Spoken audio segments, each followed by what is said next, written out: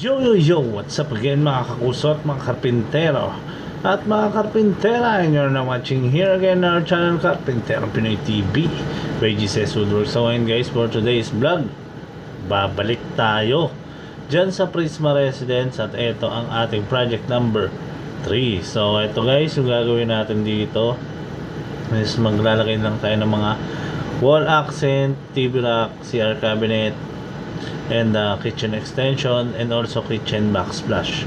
So more on wall accent siya, din yung TV rack niya may LED light.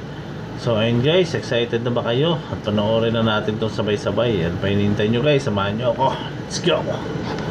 So ayun guys, agad naman namin pinuntahan ang unit ng ating client from Inpina Celeste Building. This is our project number 3. So ang papagawa niya dito is backsplash ng kitchen, then additional light sa ilalim, then dito meron tayong WPC wood slot, and dito meron tayong CR cabinet, lavatory and overhead, and also mirror, and dito meron tayong TV rack.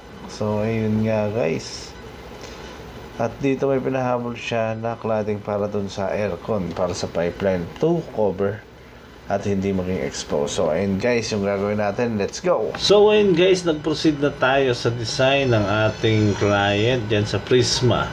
Ito yung nga pala yung project number 3 natin. So ito guys yung design, tapos ko na. So ito yung kanyang TV rack yan. So ito beam to kasi. So meron tayong ilaw dito, and syempre dito, then dyan yung TV nya. Then yung CR cabinet nya naman is ito guys. So ayan, then meron tayong WPC dito sa wall pagpasok ng pinto. So ayun guys, simulan natin, baka simulan pa ng iba. Let's go! So ayun guys, nag-proceed na nga tayo sa ating fabrication area. At eto nga guys, after nyan, ilalaminate na natin yan. At syempre, pupunta na tayo syempre sa delivery para ihatid dyan doon at maikabit na natin. So yung iba naman na gawain is doon na gagawin. So ano pa hinihintay nyo guys? Let's go! Ito na tayo guys sa delivery. So ready na rin ang ating mga karpinterong Pinoy, at atin na nga yan ikakarga syempre sa ating lalamove. So ito na yung lalamove natin guys, kakarga na natin yan. So ayun nga guys, medyo may kasabay tayong delivery dyan sa Inpina naman, pero syempre isisiksik na natin yan, at syempre magdadalawang drop tayo. So yung iba naman is nakaalis na, at ito ngayon yung para sa Prisma Residence. So ayun guys, samahan nyo kami, let's go! So ayun nga, at nakarating na kami dito mismo sa kanyang condo unit para ikabit na natin yung mga cabinet, and also malatagan na natin yung mga fluted panel niya sa kanyang wall para maging accent. And syempre may mga electrical works din tayo dyan, and additional yung extension niya sa kitchen, ginawa natin drawer, and yung pipeline nung kanyang AC, kinabera natin ng cladding para hindi siya exposed. So ayun guys, nagsimula na tayo dito, at nakabit na rin natin itong overhead ng TV rack niya, and also overhead ng kanyang CR cabinet and lavatory cabinet, naka-install na rin. Nalatag na rin natin yung ilaw niya dyan sa ilalim ng kitchen, at tiling works, nag-proceed na rin tayo, yung cladding okay na rin. At ito na guys yung kanyang kitchen extension. So ito guys, yung salamin na lang ang hinihintay natin, at nailawan na rin yung iba nating trabaho para sa electrical. So ito na rin yung sa kanyang CR, and ito na yung fluted panel natin, naka-ready na rin. So salamin na lang ang hinihintay natin dito, naka-ready na pati yung pandikit. So ayun guys, tuloy-tuloy lang ang bakbakan, at mamaya-maya makikita natin yan kung ano ang kalalabasan ng ating proyekto. This is Prisma Celeste Building project number 3. So ito yung pangatlo natin. So ayun yung ilaw niya, okay na.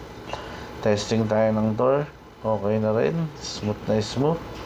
So yun nga, okay na tayo dyan guys. Mamaya makikita nyo at masasaksihan kung ano yung kalalabasan yung final natin dyan. Syempre makikita nyo yan after ng ilang minuto. So ayun guys, so ito nga guys, kung ang all set na tayo dito, sabay-sabay natin panoorin kung ano yung kinalabasan ng ating project number 3 dito sa Prisma Residence. So ano pa hinihintay nyo? Let's go!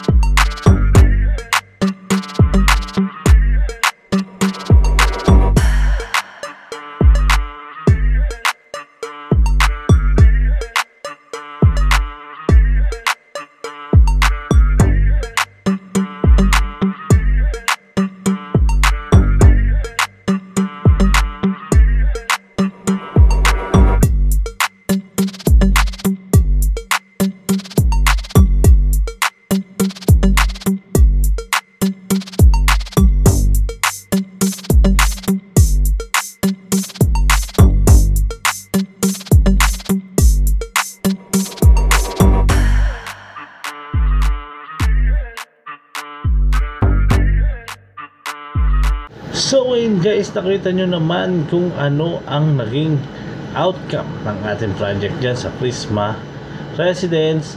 At yan ang ating project number 3. So napakaganda ng kinalabasan. At syempre tuwa naman ang ating client. At yun nga, meron pa siyang reviews para sa atin. Ayun nga, napakasimple lang ng mga pinagawa niya. Pero syempre walang maliit, walang malaki, pare-parehas yan. Kung kailangan ng serbisyo natin, tutugunan natin yan agad. So ayun guys, sa mga katanungan at mga gusto magpagawa, pwede kayong bumisita at i-message nyo lang kami sa aming FB page dito lang sa GCS Woodworks, at dyan natin pag-uusapan ng lahat. Or else, pwede rin kayong pumunta sa aming backup page kung di nyo naman kami makita sa aming official page. Pwede rin kayong pumunta sa aming backup page dito lang sa GCS Woodworks and Fit Out Carpintero Pinoy TV backup page. So ayun guys, or kung gusto nyo naman rumekta na kayo dito sa aming woodwork shop, nang sa ganun is masilayan nyo na at masaksihan nyo na rin kung paano ginagawa yung mga cabinet at kung gaano kaganda at kung gaano katibay yung mga materials na ginagamit natin, at makita nyo rin na hindi basta-basta. So ayun guys, wasteable naman ang aming woodwork shop. Maaari kayong rumekta rito dito lang sa GCS Woodworks and Fit Out. Darating kayo dito sakto in punto sa lugar namin, dito sa woodwork shop namin, at doon makikita nyo lahat at pwede rin natin pag-usapan na lahat ng inyong pagagawa. So ayun guys, maraming salamat sa patuloy na panonood at sa pagsubaybay at sa mga patuloy na sumusuporta sa atin. Maraming salamat sa mga client natin, no. Napakarami nating aabangan at kapananabikan pa dahil marami na naman pumasok na proyekto para sa atin. Thank you unang-una sa ating Diyos sa taas na patuloy na binibigyan tayo ng mga proyekto, at yun, patuloy tayo nakakapagpasaya ng mga kliyente at nasisigurado natin hindi nasasayang ang perang pinag-ipunan nila. So ayun guys, maraming salamat sa lahat, lalong na sa mga OFW sa mga sulok ng mundo at sa lahat ng mga gagawing Pilipino. Mabuhay kayong lahat. Hanggang dito na lang, hanggang sa muli. Break it down.